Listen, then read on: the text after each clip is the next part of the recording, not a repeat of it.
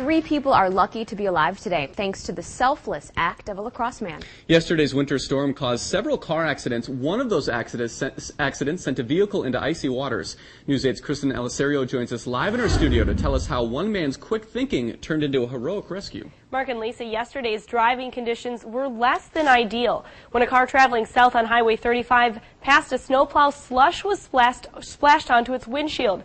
The driver lost control and spiraled into oncoming lanes of traffic before plunging into the backwaters of the Mississippi. If it wasn't for another driver who almost became part of the accident himself, things could have turned out a lot differently. Paul Protaski, owner of Paul's Log and Cedar Home Care Products in La Crosse, was driving along Highway 35 returning from a business call.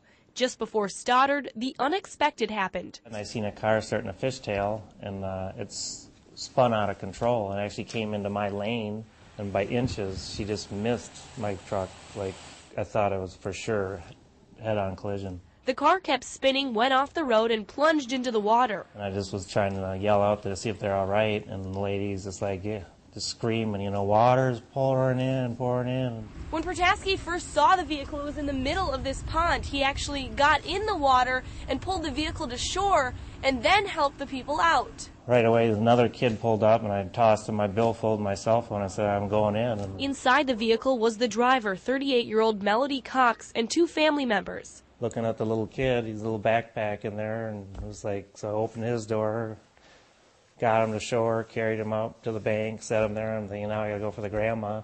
But now water's just gushing in the car, and it's about ready to go down. But in the meantime, the driver was able to escape by herself. And it's just that unselfish act that someone would stop for someone they don't know to go down and put themselves at risk and to help somebody that, again, that they don't know. That's pretty remarkable. Glad they're all right. I don't, you know, none of them got hurt, which, I mean, it was really close to a head-on collision, and it could have ended in a way different fashion. All I can say is hats off to Mr. Protaski for what he did. You know, we need more people like that. All 3 people made it out of the vehicle and to shore before either police, fire, or ambulance help arrived. Protaski says he never exchanged names with the families' lives he saved. He did talk briefly with a firefighter before getting in his vehicle and heading on his way back to La Crosse to warm up from the icy water. I did try to contact the family today who was saved, and they told me they did not want to talk about the accident.